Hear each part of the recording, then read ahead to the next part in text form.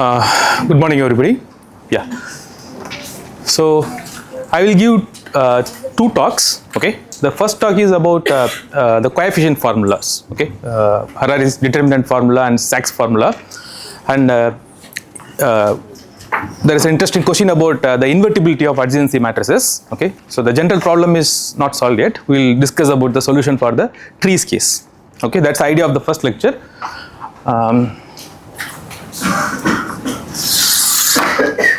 So lecture 1. So it's about coefficient formulas.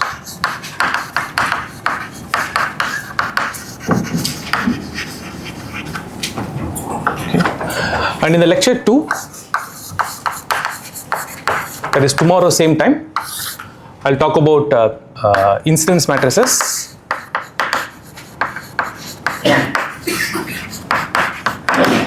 And then Laplacian.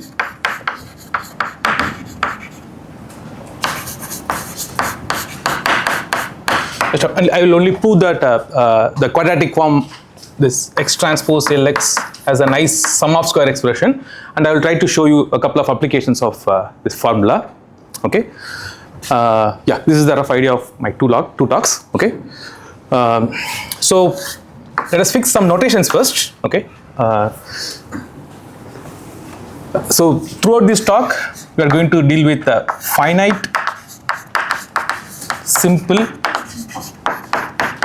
undirected graphs. Okay. By finite we mean the vertex set is a finite set. Okay. So G equal to V comma E. V is the vertex set, E is the edge set. By finite we mean the number of vertices is finite. So simple, we don't have any multiple edges or loops. Okay. So if you have an edge, that edge should have different endpoints. Okay. And between two vertices we have at most one edge. Okay. And undirected, there is no direction for the edges. Okay. So already Sebi introduced the notion of adjacency matrices. So I'm going to use a little different notation. Instead of using xy, I'm going to use ij's. Okay. So given a graph on n vertices, so we'll use the notation a of g. I'm not going to use any groups here, so I'm free to use G. Okay, G for graph. Okay, here. So G is the adjacency matrix.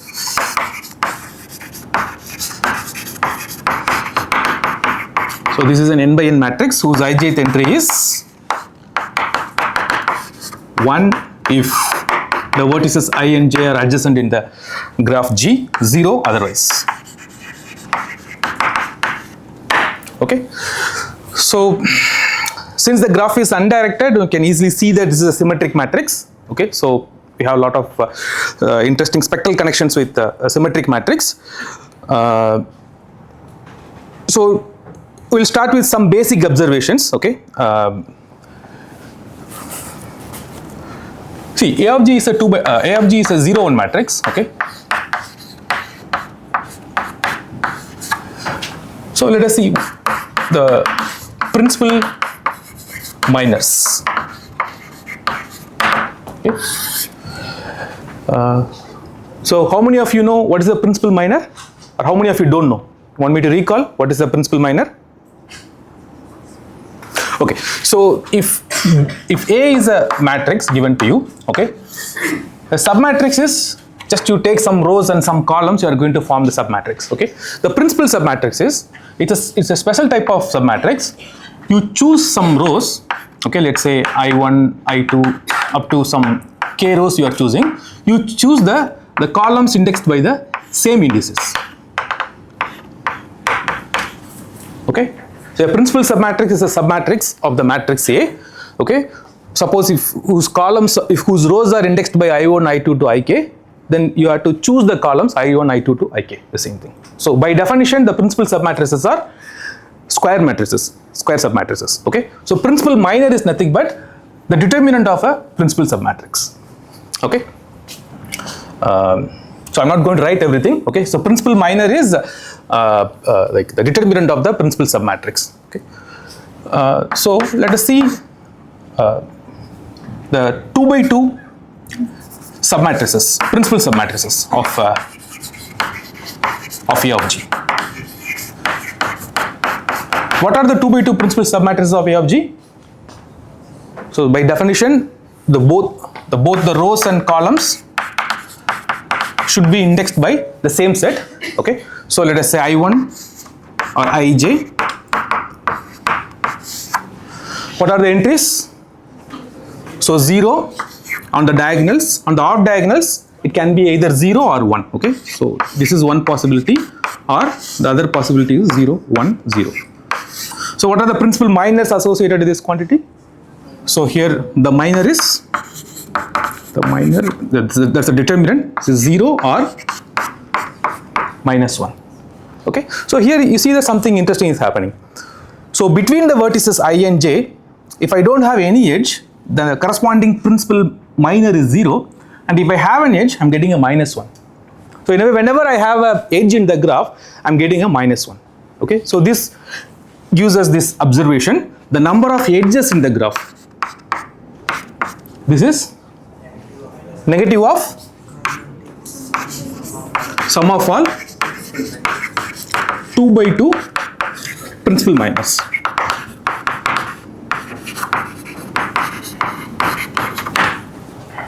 Okay.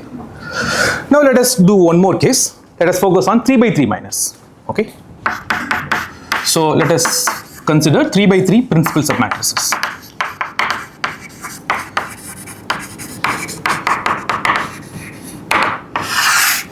What are the possibilities?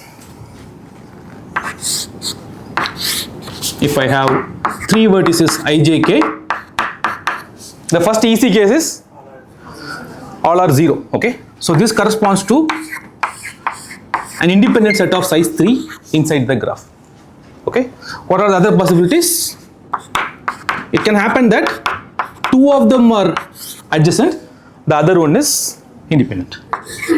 So I will, without loss of generality, I will take I is not connected to j and k, so I'll put 0. Okay. And what is the other possibility? Okay, all are connected to each other. We'll directly go there.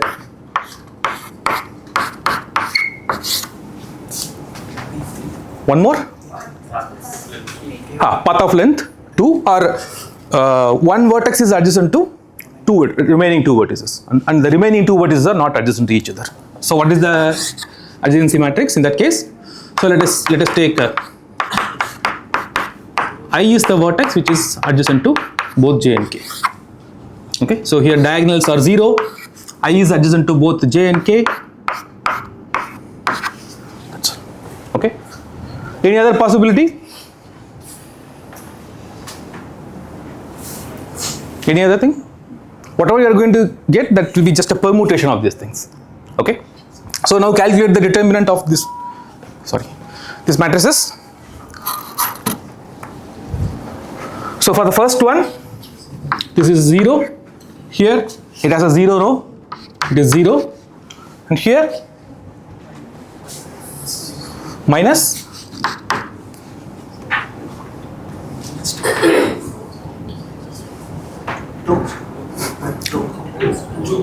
2. Okay, this is 2, and what about this?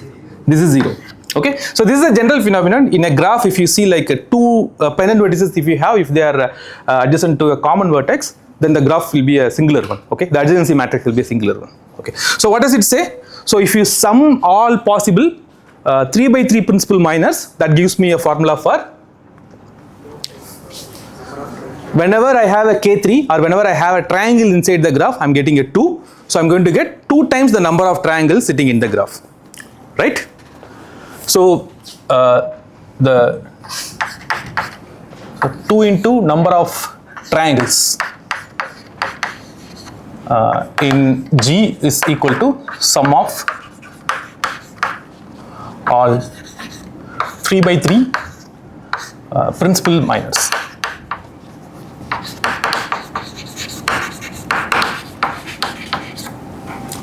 Okay, so why are we doing all these things?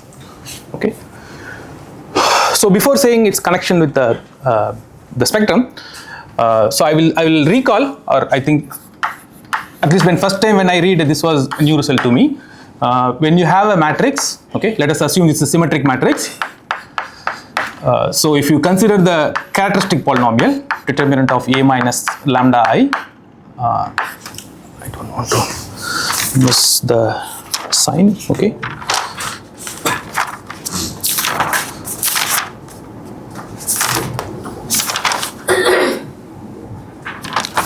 Okay, I think it is lambda I.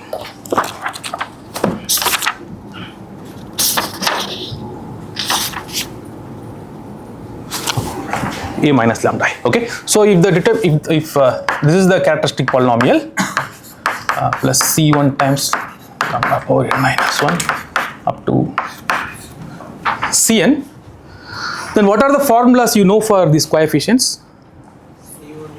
C1 equal to sum of the roots of this polynomial. In other words, we are dealing with the matrices, so sum of the eigenvalues of these matrices. What about lambda 2? C2? Sum of the products of the eigenvalues taken 2 at a time, and so on. Okay. Do you know any other formula for the coefficients? Yes. So this is an interesting formula. This says that for the coefficients of the characteristic polynomial, we have a formula in terms of the sum of the principal minors of the matrix A. Okay, that will be useful for us. Okay, so I'll write down. So here the formula is the kth coefficient is minus 1 power k into sum of all principal k by k principal k by k minors, okay, or k by k principal minors. Okay. So I'm not going to give proof of it. If you want, we can do it in the tutorial. Okay. So if you assume, or if you take this formula for granted, then what is these two things are saying?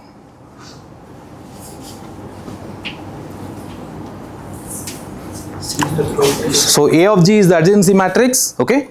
So in adjacency matrix, if you consider the characteristic polynomial associated with the adjacency matrix, what is C1? C1 is 0. The reason is trace is 0. Okay. What about C2? If you take this formula for granted, then we are going to get sum of all principal 2 by 2 minus. So that we have already a formula. Okay. Then, yeah. So up to sign you are getting like a number of edges. Okay. And what is the coefficient of lambda power n minus 3?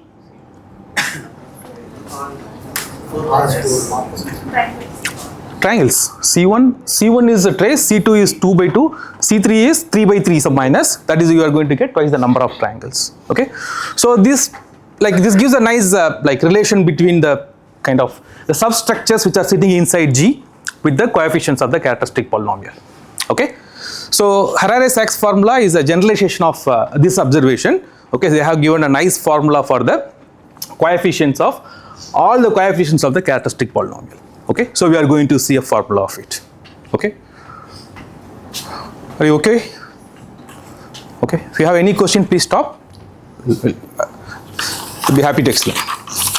Okay, so first I will start with this Harary's determinant formula.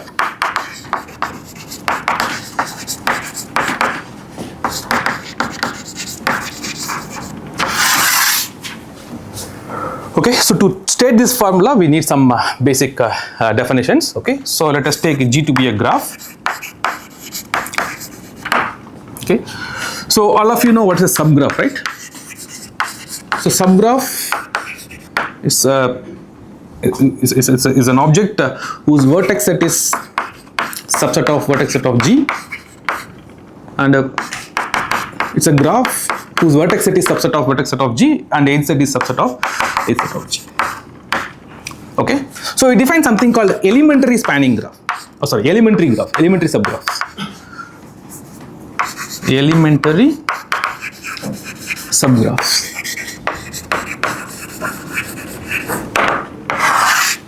So elementary subgraphs, they are basically subgraphs of G whose all components are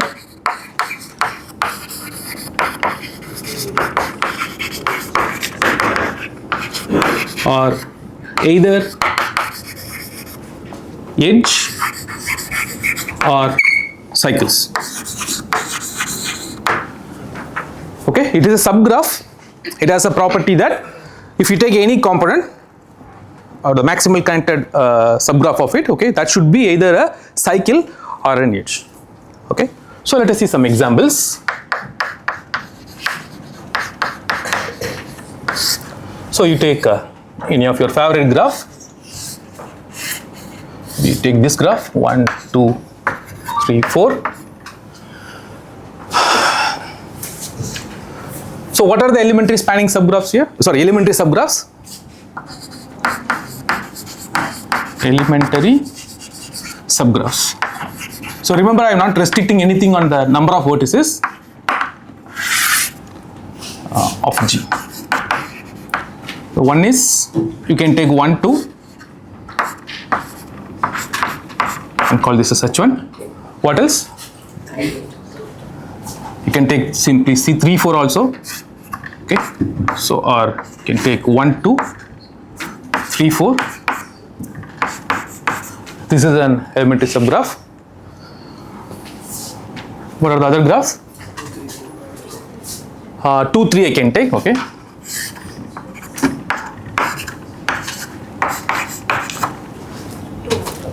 Huh? 2, 3, 4. The cycle you can take. Okay. So 2, 3, 4. These are all elementary. These are all elementary subgraphs.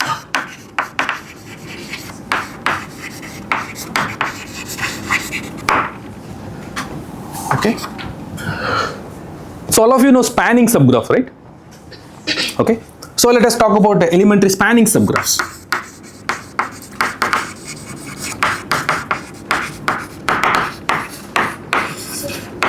Yes. Non-example, good. 1, 2, 3. This is not a elementary subgraphs.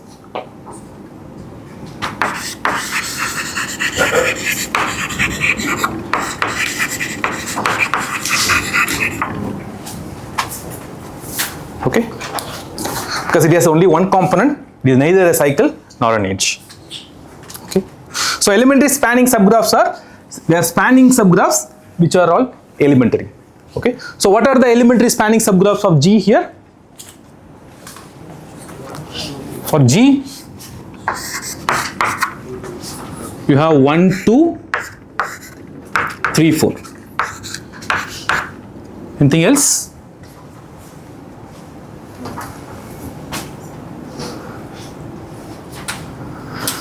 So this is the only elementary spanning subgraph of this graph. You don't have any other elementary spanning subgraph. Okay, so this is the only. So this is the only elementary spanning subgraph. There's only one elementary spanning subgraph.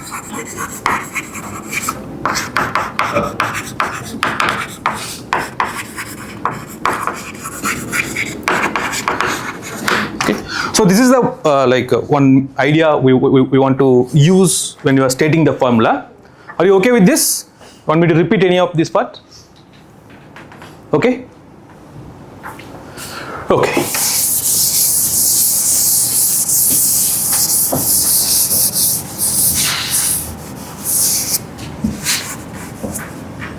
I think this part I can erase.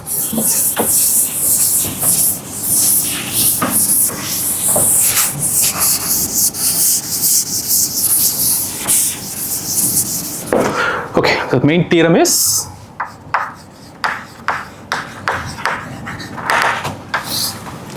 so G is a graph and A of G is the adjacency matrix.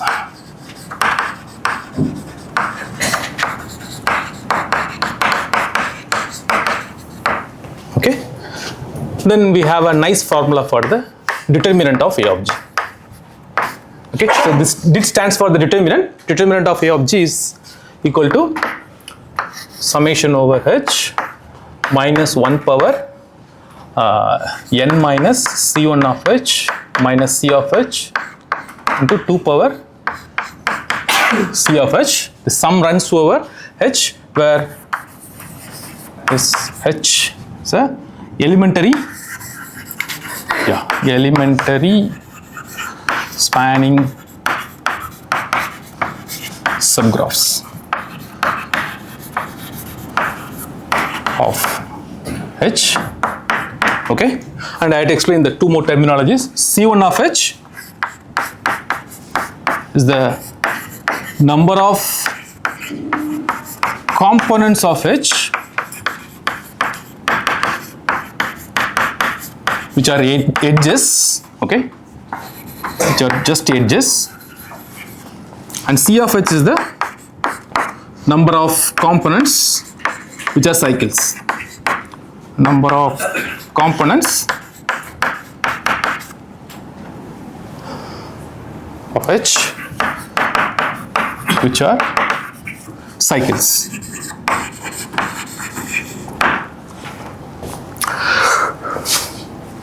Okay, so this formula contains n. So n is the number of vertices. N is the number of vertices in the graph. Okay, C1 of H is the number of components which are edges, and C of H is the number of components which are cycles. Okay, it's an elementary spanning subgraph. So every component is either a cycle or an edge. Sorry? No.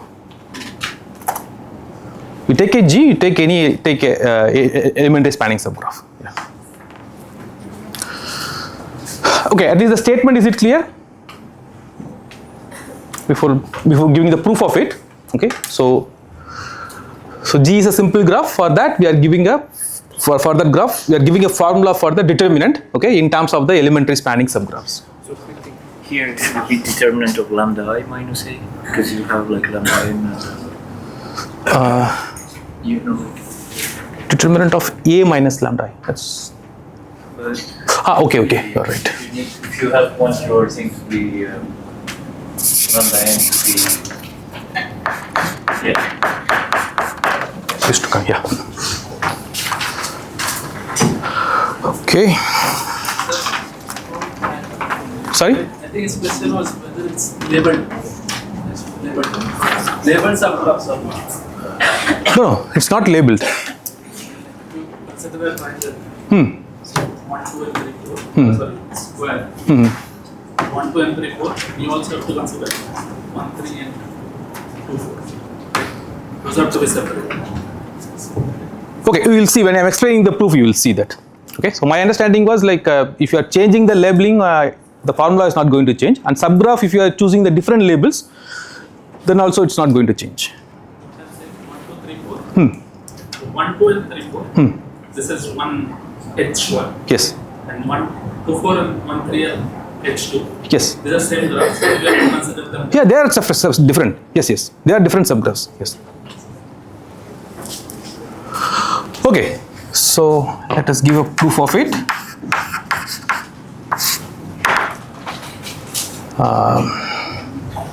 Okay, so you know the Laplace determinant expansion formula. What is that? The Laplace formula for determinant. Take summation over all the permutations minus 1 power sine of sigma into A1 sigma 1, A2 sigma 2, and so on, An sigma n. Okay, so let us see what's happening. Suppose if a permutation maps a vertex to itself, an index to itself. Okay, so if sigma I is equal to I for some I, then what is the contribution of that permutation to this sum? That is 0. The reason is so we are dealing with simple graphs as AI sigma I, this is equal to 0. So first observation. Okay, so since it's a simple graph, we don't have an edge from the vertex to itself. Okay, if I is getting mapped to sigma I is equal to I, then the entry AI sigma I in the adjacency matrix, that should be equal to 0. So we have to focus on the permutations which are not fixing any of the elements. Okay, so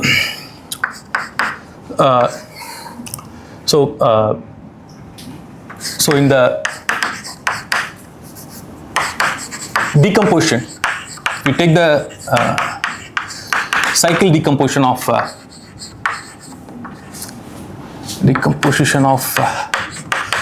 sigma. Every cycle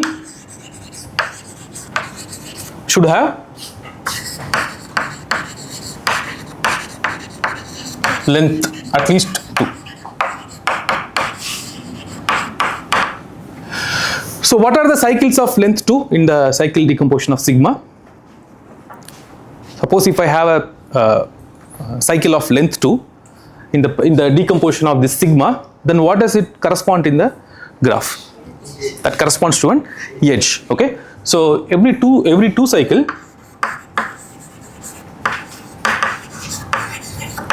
in sigma corresponds to an edge. Just corresponds to 2 vertices. I just want to okay, you are right, yeah, you are right, corresponds to an every 2 cycle in sigma corresponds to 2 vertices, and the corresponding entry is different from 0 only when I have an edge between them. Okay, so and the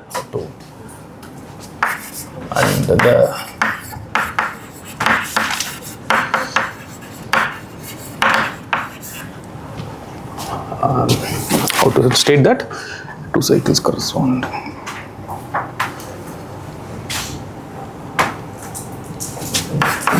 Product in this A1 sigma 1 A and sigma n is different from 0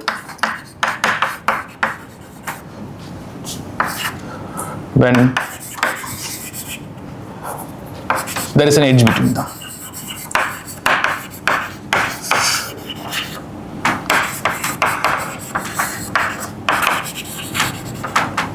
Okay, so 2 cycles corresponds to edges, and the cycles of higher order, if they are giving a non-zero entry, then they should correspond to cycles in the graph. Okay, so I repeat that point. So this is the connection from this permutation to the graph we are making. When you have a cycle in the permutation, okay, in the decomposition, suppose if you have, let's say, a k cycle, then the product of that k elements corresponding to the k cycle is different from 0 only when the corresponding the k cycle is indeed a cycle in the underlying graph. Okay, so that's going to give me, so we are going to use to calculate the sign of the permutation for that. Okay, okay, so what is sign of the permutation? This is Length of the cycle. For cycle. So you decompose into transpositions, cycles of length 2. How many cycles of length do you have? That is the sign of the permutation. That is one way to calculate the sign. The number of transpositions in the decomposition of sigma. So now we have to count, that's all. Decomposition of sigma. Okay? Minus 1 power sign, only sign I am calculating now. Okay? Yeah. Okay, so n is the number of vertices.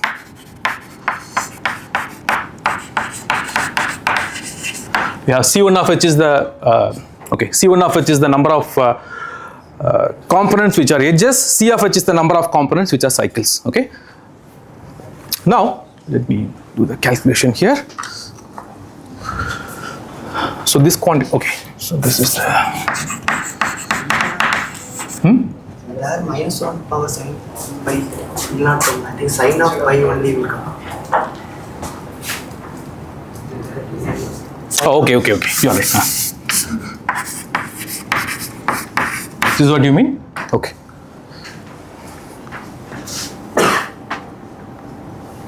Correct. Just about notation. Yeah. So let us fix some more notations. Let n1, n2 up to nk be the lengths of the cycles.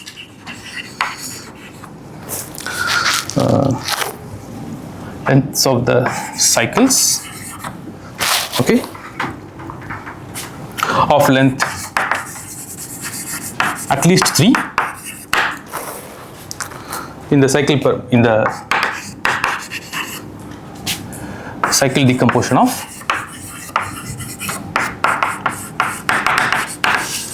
pi, sigma here. Okay, sigma. Then use in this notation the number of transpositions, okay, or the sign of pi, the number of transpositions in the decomposition of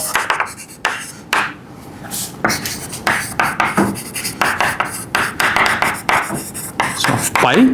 This is equal to n minus n1 plus n2 up to nk minus the number of edges plus n1 plus n2 plus up to nk minus the number of cycles. I'll explain how do you get this formula. Okay, if this formula is clear, then if you agree this is the sign of sigma, then you are going to get the formula which you are expecting, right? This n1 to nk, this n1 to nk, these two will get cancelled. I'll end up with getting n minus c1 of h minus c of h. Okay, so if I can justify why this is true, then I am done. So why this is true?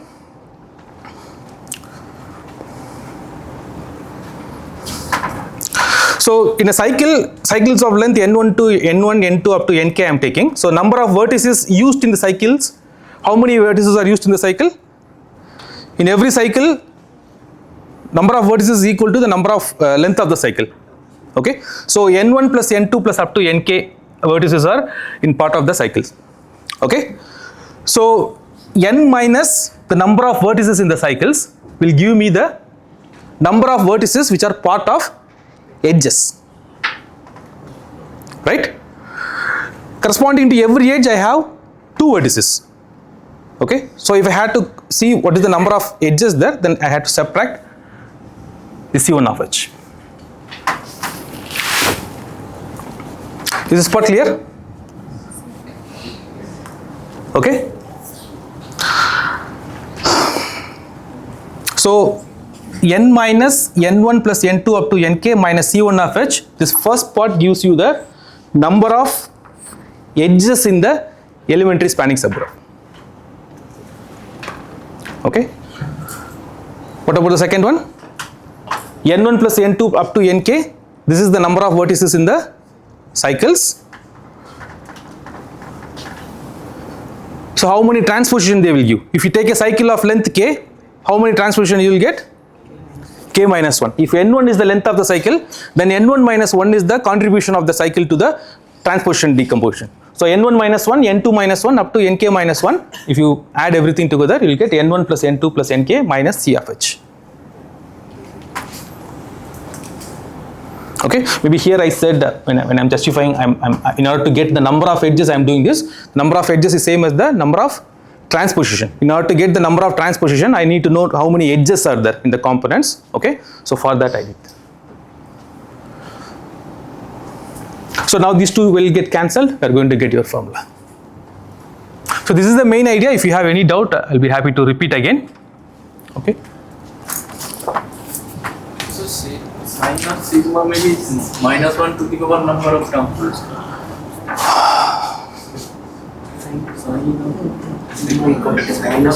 Maybe I missed the. Yeah, you are right. So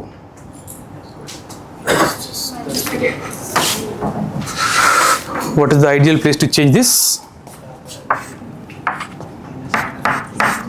Is it okay? Minus 1 power that decomposition. Okay.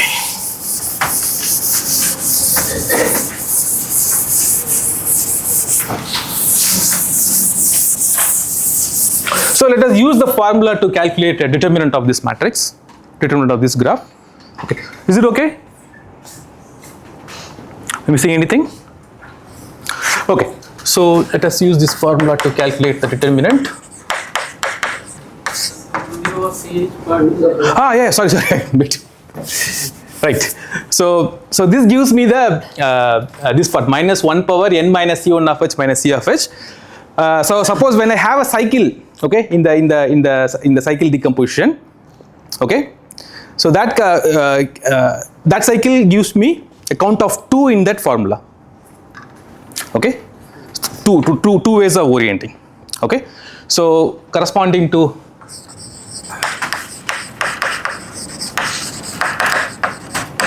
each cycle, okay, all right.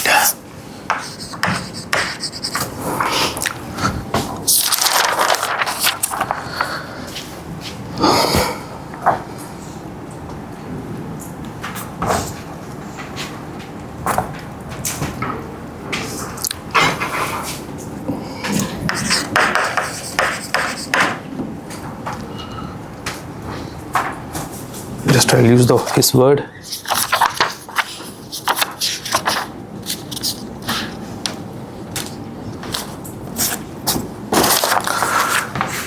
Each spanning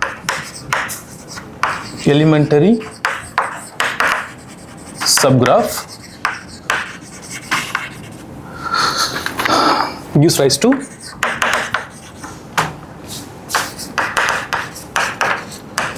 two power C of h terms in the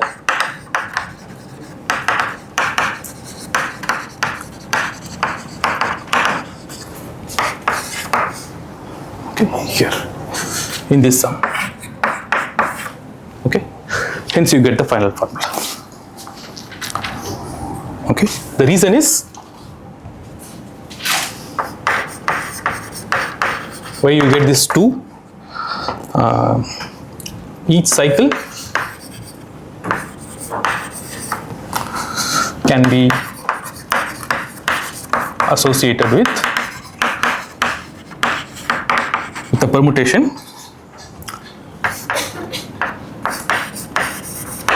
the cyclic permutation in 2 different ways. So thus we get determinant of A is equal to summation over h minus 1 power n minus c1 of h minus c of h into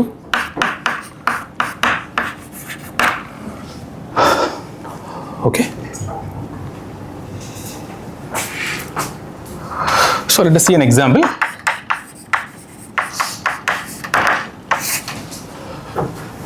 The same graph G, if you take here, if you apply the formula,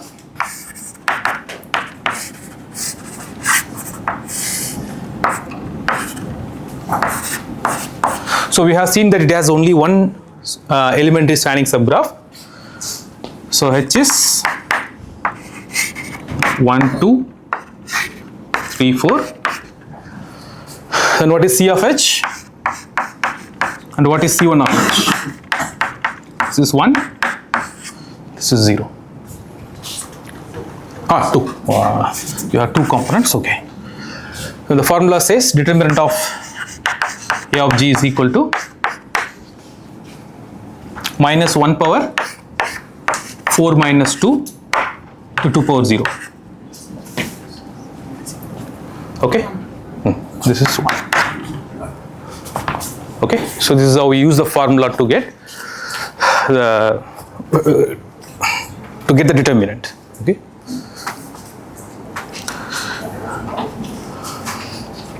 So if you see this formula from the characteristic polynomial point of view, so determinant of A of G is nothing but coefficient of the constant term. Okay. So now do we have a formula for all the coefficients of the characteristic polynomial this nice way? Okay. So of course we do have, that's called Sachs formula. Next I am going to prove that.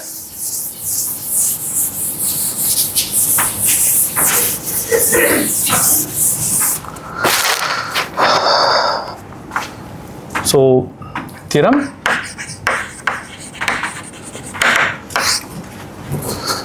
G be a graph with n vertices. Let G be a graph on n vertices. And if the characteristic polynomial is given in this way, yeah, lambda I minus a, this is equal to lambda power n, c1 lambda power n minus 1 and so on, cn. Then ck is given by, just take the summation over all the elementary spanning subgraphs, elementary subgraphs of size h, okay, to 2 power c of h, where h is a elementary subgraph on k vertices for k equal to 1 to n.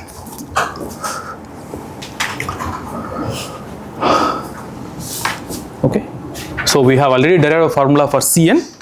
So now the idea can be extended for any coefficient. And again, if you take this formula for granted, what's the formula for C1 from here? From this formula. C1 is, you have to find out all the elementary subgraphs on one vertex. You don't have any elementary subgraph on one vertex, so this is empty sum, so you are going to get 0. Okay. Now what about C2? Elementary spanning subgraphs on 2 vertices, those are just edges. Hence, what when we started, we discussed that. And what about the third coefficient, C3? The elementary spanning subgraphs on 3 vertices, those are only cycles. Okay, so that matches with that. Okay, the proof of this part is very simple. It's an application of previous thing, and the formula which I stated in the beginning. In terms of the sum of the principal minors, we have a formula for the kth coefficients. Okay, what is ck? Ck is minus 1 power k into sum of the principal minors of minors of order k.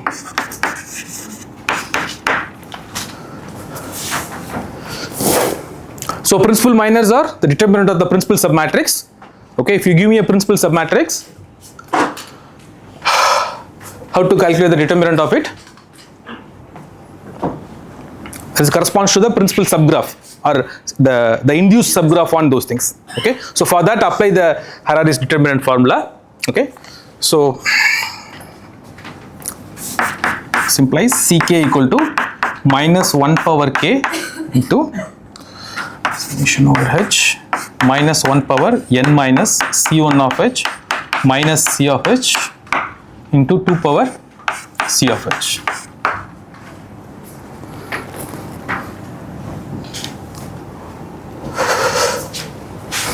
Oh, this is not n, this is k. How to get this formula from here?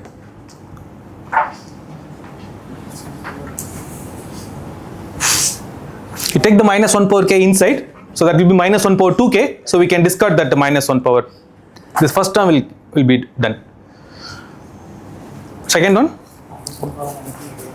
it's the same as like you can take minus 1 power 2 times c1 of h plus c2 c of h. That's going to give you, so this is same as summation h minus 1 power c1 of h minus plus c of h to 2 power c of h.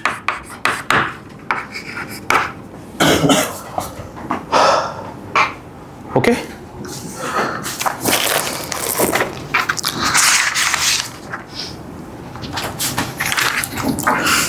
Then when it is k equal to n, that time also minus 1 over c1h plus ch should be there. When k equal to n?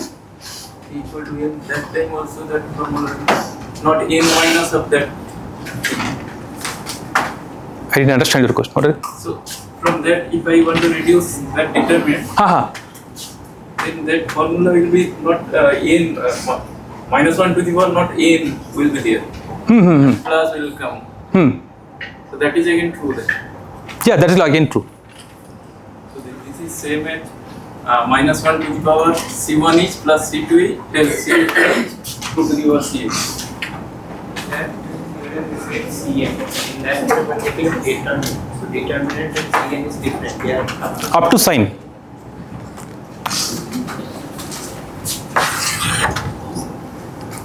I will. This need not be always plus. It will be minus 1 power n into Cn, or minus 1 power n into that coefficient. I will put here k equal to n. Yes. Means minus 1 to the power n. Yes. Summation of minus 1 to the power n minus c1h and this. So if I calculate then minus 1 to the power 2n and minus c2h. Yes, yes. That is same as this thing. Instead of this minus 1 power k, what you will get there? Minus 1 power n. And then bring it inside. That will be minus 1 power 2n. That will be 1. Then you h. I am using this one again, the sign of the coefficient.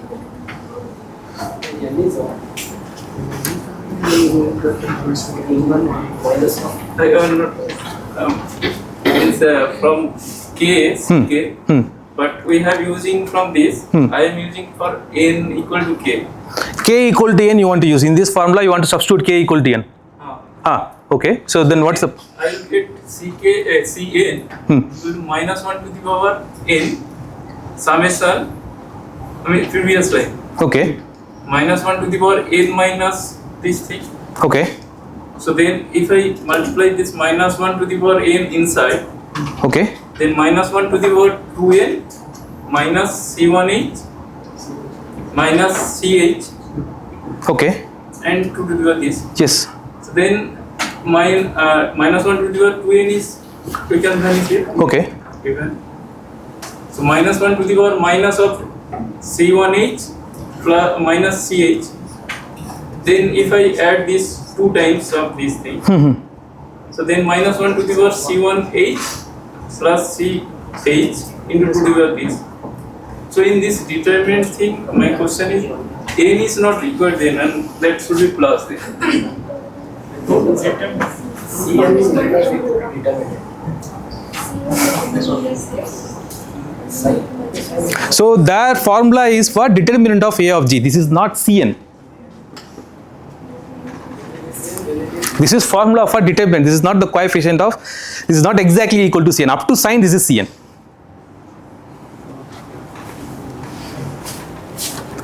Clear?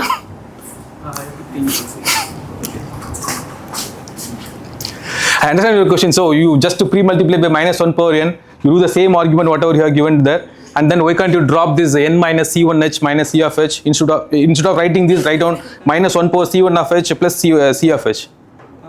Okay, so think about it. If you are still questioning, in the afternoon we will discuss this. Okay. Okay. So using this, so as I mentioned earlier, checking whether the adjacency matrix of a graph is a singular or not, or non-singular or not is not an easy task. So using this formula, at least for trees, you can give a necessary and sufficient condition. Okay. So if T is a tree, okay, so we can give a equivalent condition for invertibility of the adjacency matrix of tree. Okay. So I need a notion of a matching and perfect matching. So matching is, what is matching? It's a set of a matching is a matching in a graph G is a set of edges which does not share any vertex in common.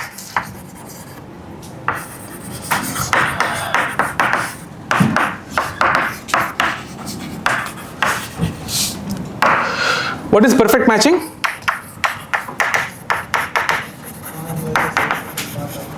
Okay. So a perfect matching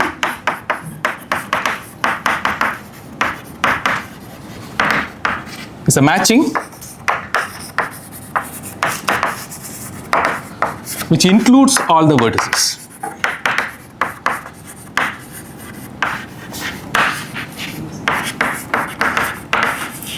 So by includes all the vertices, I mean if you take any vertex, it should be part of one end vertex of one of the matching edges. Okay. So if you want, we'll see some examples.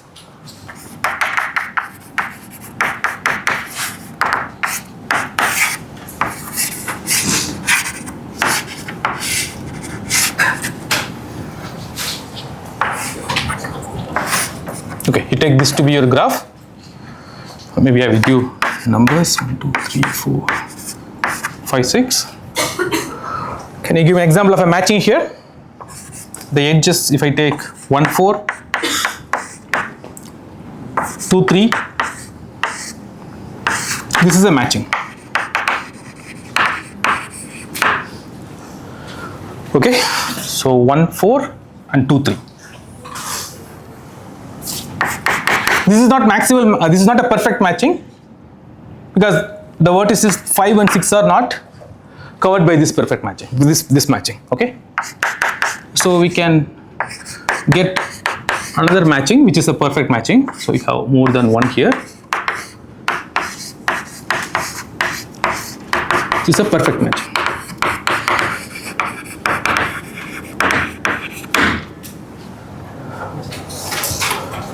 Okay.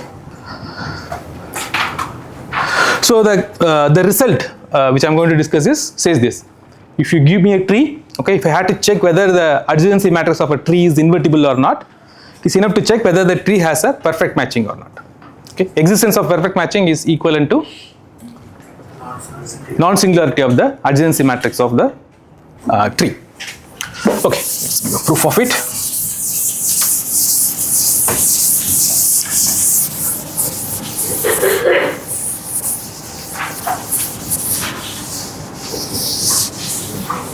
First of all, if I give you a tree on odd number of vertices, okay, suppose if I ask you the question whether the adjacency matrix of the tree is invertible or not, what is your answer? No. So with whatever we taught so far, can you answer the question? So trees are bipartite graphs, okay, they have the spectral symmetry.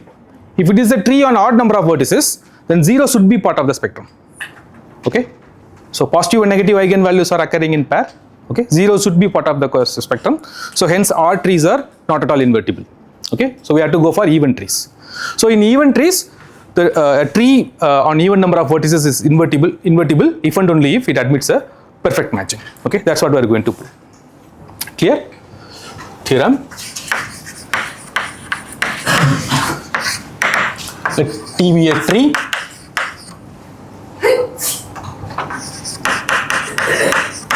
Then A of t is invertible or non-singular if and only if t has a perfect matching.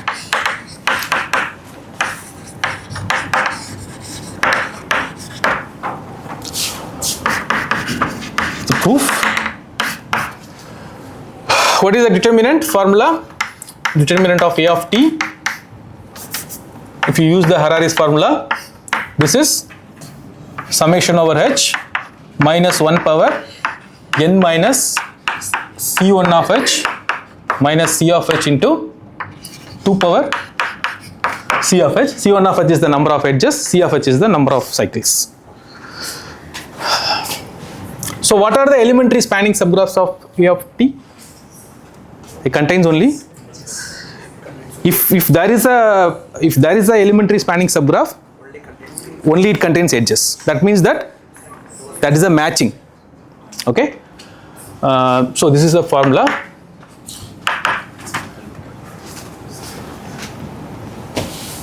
So if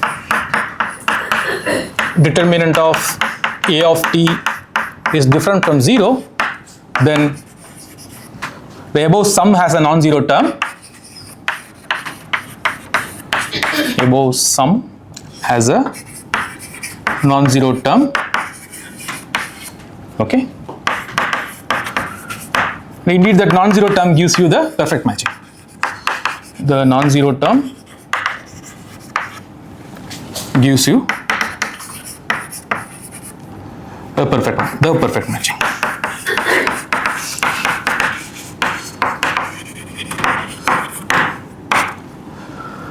Writing the reason is, if a tree has a perfect matching, then it should be unique.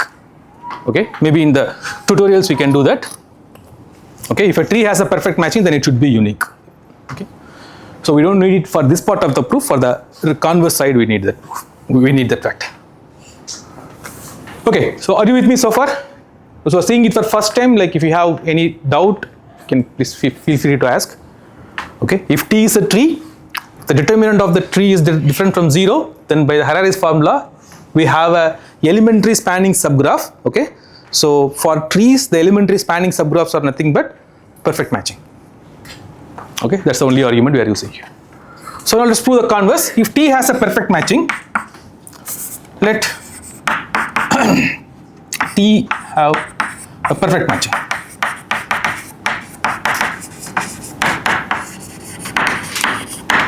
Then I'll use the fact that if a tree has a perfect matching, then it should be unique. Okay, so the unique perfect matching will give me only one elementary spanning subgraph. Okay, so in the determinant formula, I have only one term. Okay, so it is different from 0, hence the determinant is different from 0.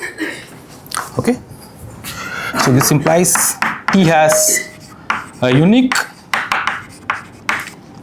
perfect matching.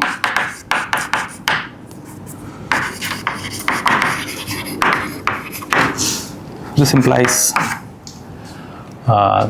determinant of A of T is equal to minus 1 power formula you have C1 of H. That's it. This is different from 0.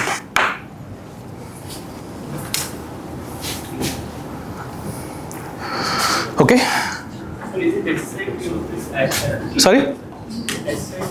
that T has a unique perfect Yes. matching, then it has a unique perfect matching. If you use that, then it has exactly only one term. Otherwise, you may have one more term. Where what is the guarantee that the terms will not get cancelled? It will not get cancelled because we don't have any cycle elements. That's also fine, because the C1 of H is half of everything will have same sign. Okay, yeah, that's also fine. Yeah. Anyway, we know this fact, we can use it too. Okay, good.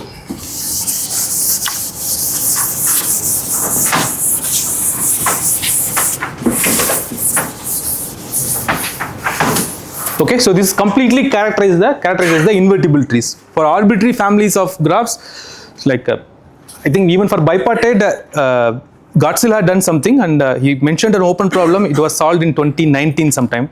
Okay, for other families, it is I think it's not solved completely.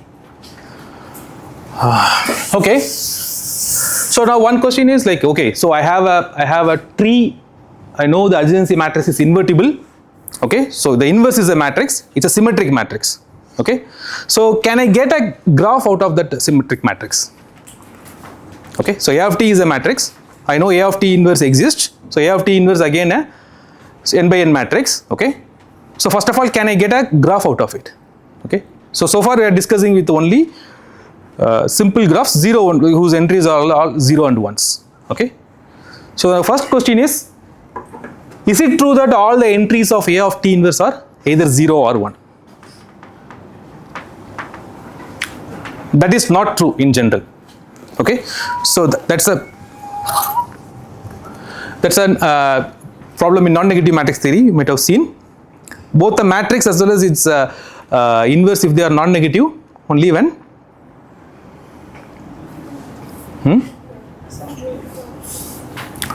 yeah, in graph term it is some P2, some copies of P2s you are going to get. Okay, so we will see that as such, like if you take the inverse of A of T, that's not going to give you a 0 1 matrix, but suitably one can define a scaling, okay, by diagonal matrices. Then we will get a 0 1 symmetric matrix. So whenever you have a 0 1 symmetric matrix, then that is going to represent a graph. Okay, so okay, I got a graph. The next question is, I started with a tree. I'm taking inverse of that graph, inverse of the tree. Okay, I'm getting a graph after up to scaling. Will it represent a tree again? Right? I'm taking a graph from some family tree. Okay, I'm expecting the inverse of that tree is also a tree. Okay, so that need not be true in general.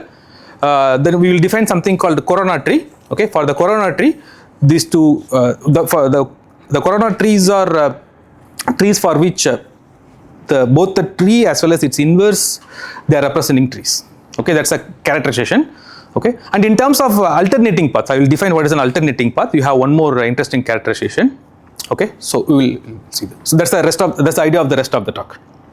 Okay, so we pose the question: A of t inverse is it's not a 0-1 matrix. Okay, so we will do a suitable scaling to get a 0-1 matrix, and we will show that like this A of t inverse is also representing a tree only when t is a corona tree. Okay, that's what I'm going to do. Okay, so before doing that, I will give a combinatorial description for the entries of inverse of this A of t. Okay, so we know A of t is invertible. Now what are the entries? For the entries, we have a nice combinatorial description. To define that or to prove that, we need the notion of alternating paths, and yeah, I'll define that.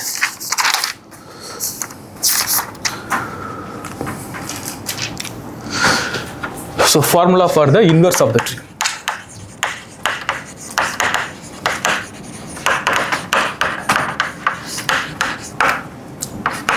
Inverse of a tree.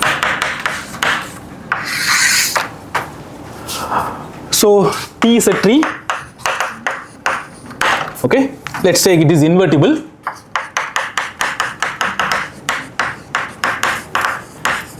So this implies it has a perfect matching. Let's say scriptum is a perfect matching. Is the perfect matching.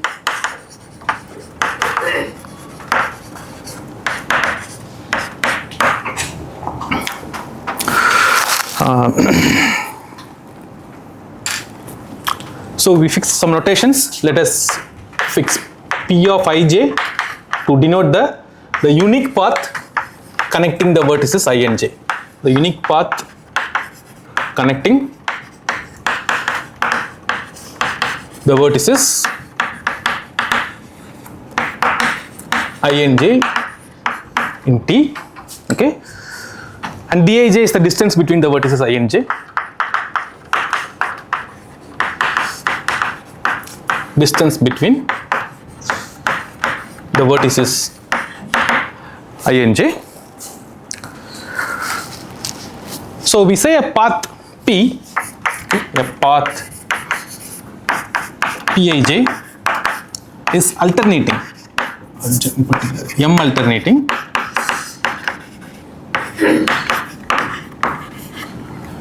The definition is like it starts with an edge, it starts with the vertex I, it ends with the vertex j. All the edges in the paths are alternatively in M and M complement.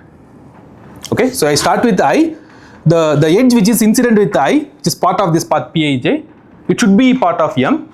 The next vertex in the path is not part of M. The next edge. The next edge in the it's in the part of that matching M, and the next vertex is next edge is part of it, and alternatively. Okay, and finally the edge which is incident with J, that should be also part of M. Okay, this is the definition of M alternating path. It's just a path. Okay, in that path the alternative edges are in the matching. Okay, and one more restriction, one more constraint is the starting edge and the ending edge, both of them should be in the perfect matching. Okay, so clear the definition of. Okay, so maybe M alternating, if write down that if its edges are alternatively in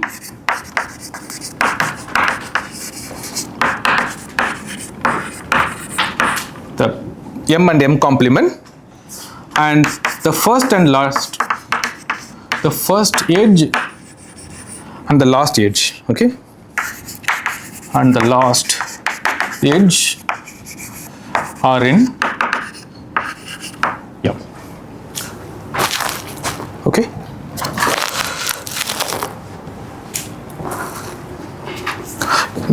Maybe if you want to see, let us see an example.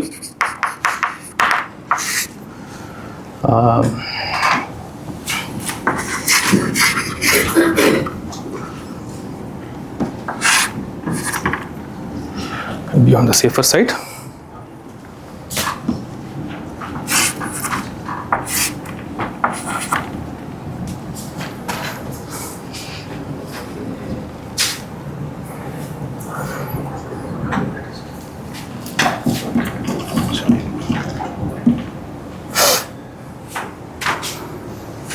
So this is a tree.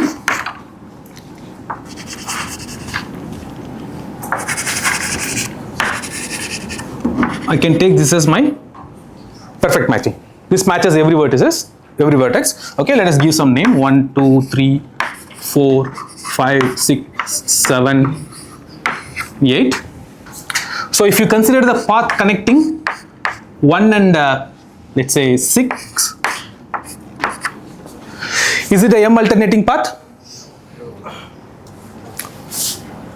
1 to 6. This is not an M alternating path, okay? So this is not an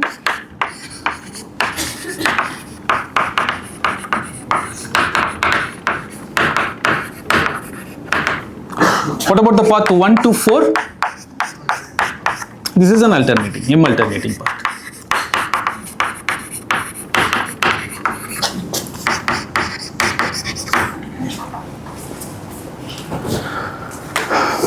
Is it clear? So 1 to 6 is not an M alternating path because 1, 2, this is part of matching, 2, 3 is not part of matching, and 3, 5, this is the only unique path, so this is not part of the matching, hence this is not M alternating.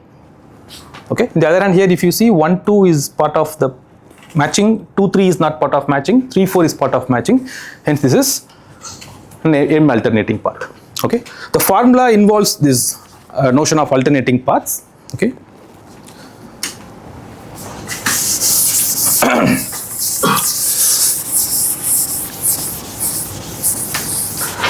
So this is the formula.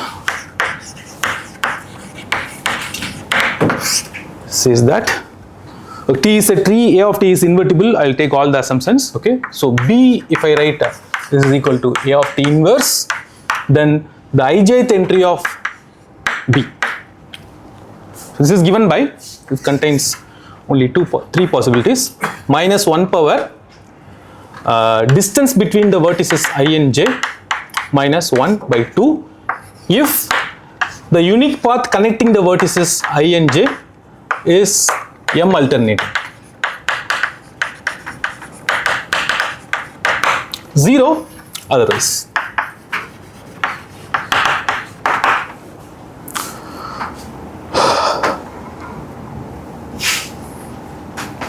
So this gives a complete description of the entries of the inverse. So B is the inverse of the matrix A of T, okay, then the entries are given in this way. The proof is really nice.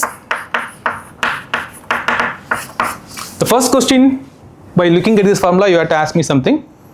So dij minus 1 by 2, why it should be an integer? Why it is an integer? If you take any alternating path, M alternating path, that should be, the length of the path should be odd number. Okay, hence dij minus 1 by 2 should be a integer. Okay. Okay, so let us give proof of it. Let T be a singular tree.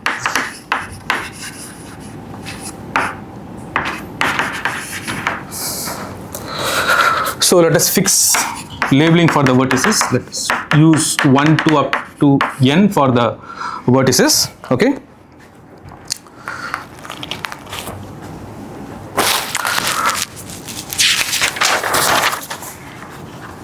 Okay, so without loss of generality, assume that the vertex 1 is adjacent to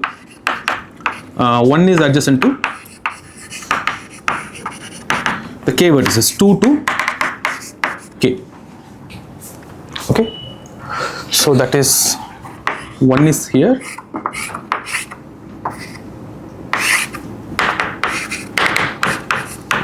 over here. Okay.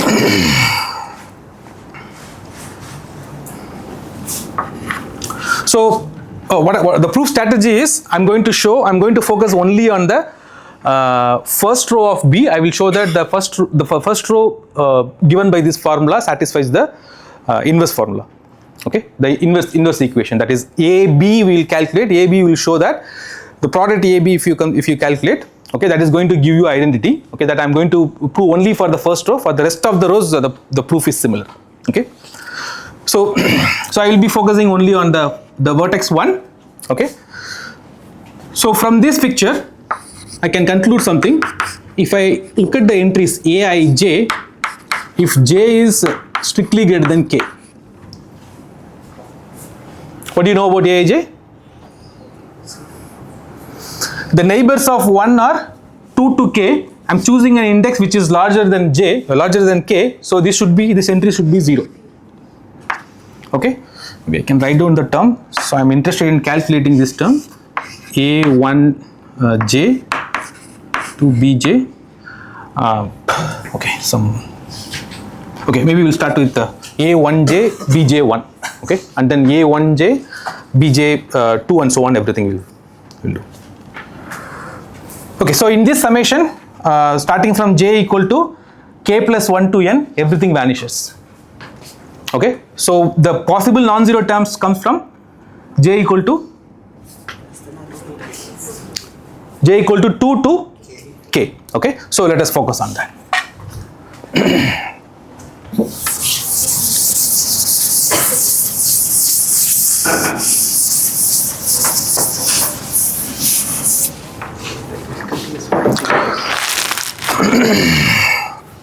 Also, you observe one more thing.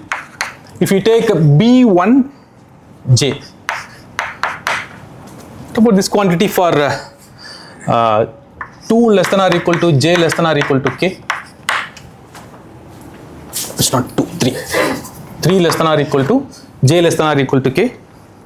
So okay, maybe I will say that since it's a non-singular tree, it has a perfect matching. Okay, so M be the perfect matching.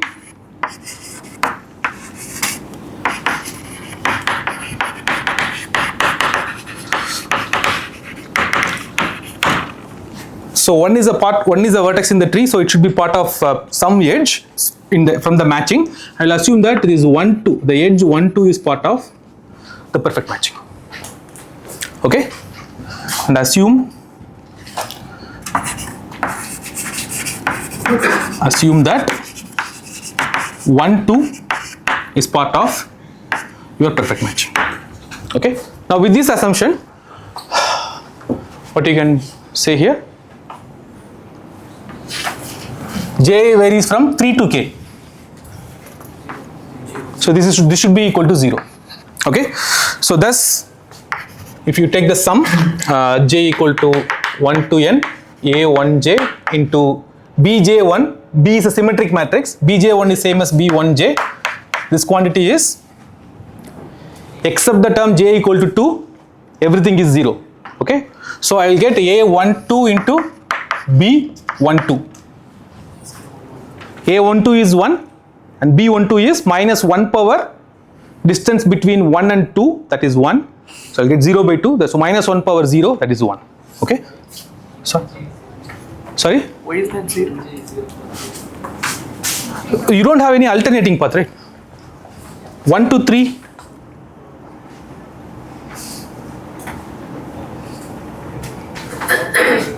What are we trying to prove here? We first define B and then we are trying to prove it's the inverse.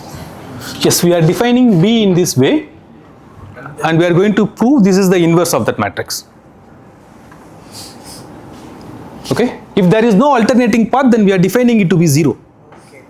Okay, so maybe I will start from the beginning again. Okay, so you know T is a tree. Okay, it has an inverse. Okay, so we are giving this as a formula. We are going to verify this is indeed a inverse of it. Okay.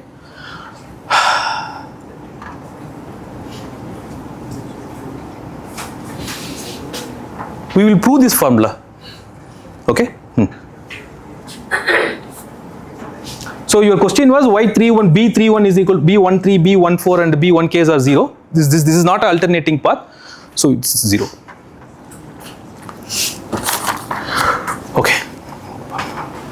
So this quantity is equal to 1. Okay.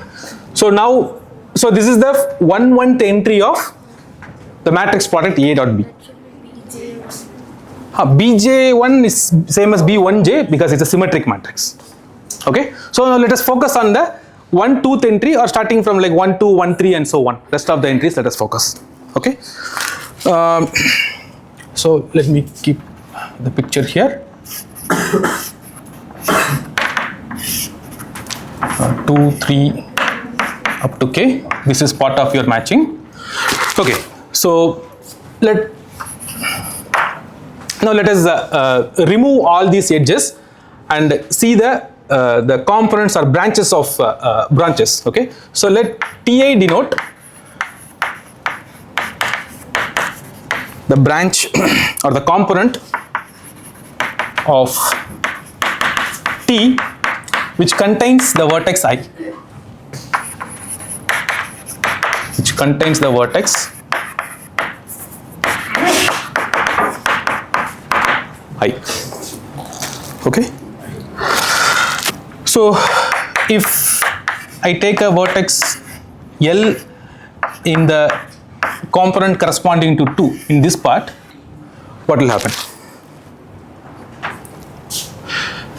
Then you don't have any alternating path from any of the vertices from this part to the vertices 3, 4 and so on up to k.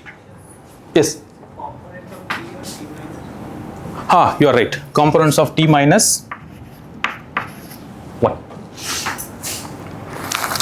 Okay. This is the component. You remove this vertex 1 and see the remaining parts. Okay. Maybe I can.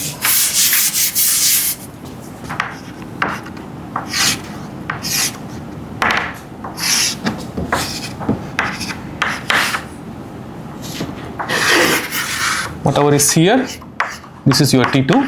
If you take any vertex L from here, the first claim is this path connecting Ln3, Ln4, Lnk, none of them are alternating paths. The reason is the end vertex, so the end edge if you see, that is not a part of your matching, hence it is not an M alternating path. Okay. So for all these vertices you have okay, then there exists no alternating path from L to J equal to 3 up to K. So if you take the Why is there no? There could be.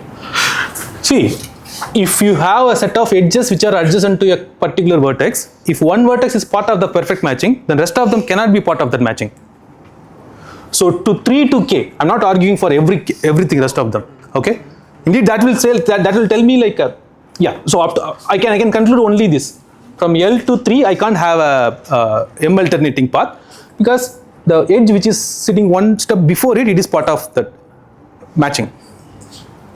The confusion is because in general, in alternating paths, we don't have the second condition. Okay, I agree. Yes. In a graph theory course, whatever you might have augmenting paths or alternating paths when you are doing, the starting and end vertices, you don't expect them to be part of the matching. Okay, but here the terminology is different. Okay, so I just follow Boppett's book. This is the terminology he used. Okay, so if you are seeing this alternating path in your graph theory course, maybe the starting and end edges need not be part of your that matching, but here we are assuming that. Okay, here we record that. Okay. Okay, so here j equal to 1 to n, a 1j into bjl. This is equal to 0 for j equal to 2 to even. Okay, so how to conclude this? So this happens because a1j, this is equal to 0 for every j greater than k. That is the part of A, the vertices which are sitting over here. I don't know whether I have an alternating path from L to this one. I know up to 3 and K I don't have any alternating path, but I may get an alternating path in the next level. but I don't worry about this thing because A will take care of it. The part of objects that are sitting over here, they are not adjacent to 1, so that will create zeros. Okay, and BJL, this is equal to 0 for all j equal to, in fact I can put 2 also here, right? Because already I have a matching edge here, so none of the edges which are incident with the 2 will be a matching edge except this 2 one. Okay, so this is going to be 2 to k, and of course A11 is equal to 0. Look at this sum. For j equal to 1, I have A11, B1L. A11 is 0, so first term is gone. Starting from the second term, j equal to 2 to k, if you see, j equal to 2 to k, BJL is 0, because you don't have any alternating paths from L to 2 to k. Okay, and starting from k onwards, okay, or k plus 1 onwards, the adjacency matrix tells us there is no edge between 1 to this, the lower part, hence those things will be equal to 0, hence the entire sum is equal to 0. This is for the vertex which is part of V2. The similar type of argument can be given for the other components. Okay, so maybe I'll briefly tell you, if L is in V of Ti for I belong to 3 to k, then let us observe. Okay.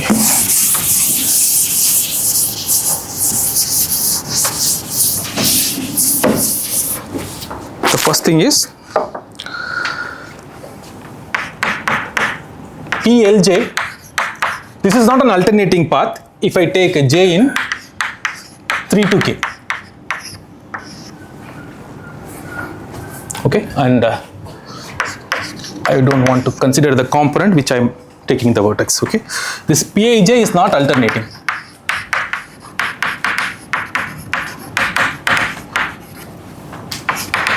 Why it is the case? See here.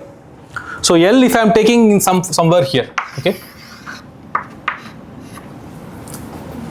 From L2, you take any of the vertices in the second layer, 2, 3, and so on up to k. Okay, to k I don't know whether it is an alternating path or not, but for sure I know to 3 I don't have any alternating path because I have 2 consecutive edges which are not part of the matching. Hence that is not an M alternating path. Okay, so if I take an vertex, L in some of the V Ti where I is different from 2, so for sure I know from the vertex L to 2, 3 up to k minus that component I. Okay, for all those vertices I know I don't have any alternating path. Okay, the best case, like I may have an alternating path from L to k. Okay, but even if I have alternating path from L to k, that alternating path I can extend to an alternating path from L to 2, right? The signs will differ. Dij minus 1 by 2. So if the length of the alternating path from L to k, if it is Dij, then Dij minus 1 by 2 you calculate. If it is even, then you see the another alternating path. The Dij minus 1 by 2, that will be odd. These two will get cancelled. Okay, that's going to give you that. My experience is like you try to understand this picture. If you understand this, like you can write down the proof on your own. Okay. Okay. So this is the case. Okay. So the next observation is if PLI is alternating, then PL2, that's also alternating.